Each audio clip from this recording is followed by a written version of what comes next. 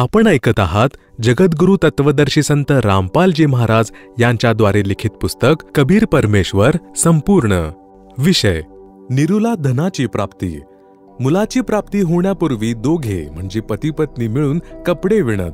25 दिवस मुलाच्या चिंतेमुळे कपडे विणण्याचे कोणतेही काम करू शकले नाहीत, ज्यामुळे निरूवर काही कर्ज झाले. कर्ज मागणारेही त्याच 25व्या दिवशी आले आणि बरे वाईट बोलून निघून गेले. काही दिवसात कर्जाची परतफेड न केल्यास त्रास देण्याची धमकी सेठने दिली. दोघे पती पत्नी चिंतातूर झाले. आपल्या वाईट कर्मांना दोष देऊ लागले. एक चिंता दूर होताच दुसरी तयार होते. दोघांना काळजीत पडलेले पाहून ते मूल म्हणाले, तुम्ही काळजी करू नका. तुम्हाला दररोज एक सोन्याचे नाणे म्हणजे 10 ग्रॅम सोन्याचे पाळण्यातील अंथरुणाखाली मिळेल. तुमचे कर्ज फेडल्यानंतर आणि स्वतःचा आणि गाईचा खर्च सांभाळून उरलेले पैसे धार्मिक कार्यासाठी वापरावे.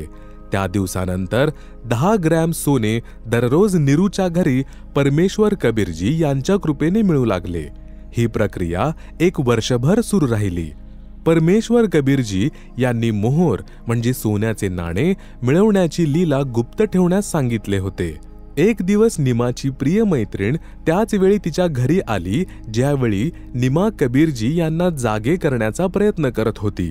निमाच्या मैत्रिणीने ते सोन्याचे नाणे पाहिले आणि विचारले की तुझ्याजवळ एवढे सोने कसे आले?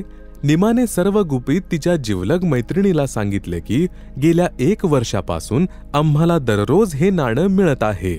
आमच्या घरी भाग्यवान मूल कबीरजी जेव्हापासून आलं आहे, आम्ही तर आनंदाने राहत आहोत. दुसऱ्याच दिवशी सोने मिळणे बंद झाले. निरू आणि निमा हे दोघे मिळून कपडे विणून आपल्या कुटुंबाचे पालन पोषण करू लागले. मोठे झाल्यावर कबीर ही वडिलांना त्यांच्या कामात मदत करू लागला. कमी वेळात जास्त विणकाम करू लागले.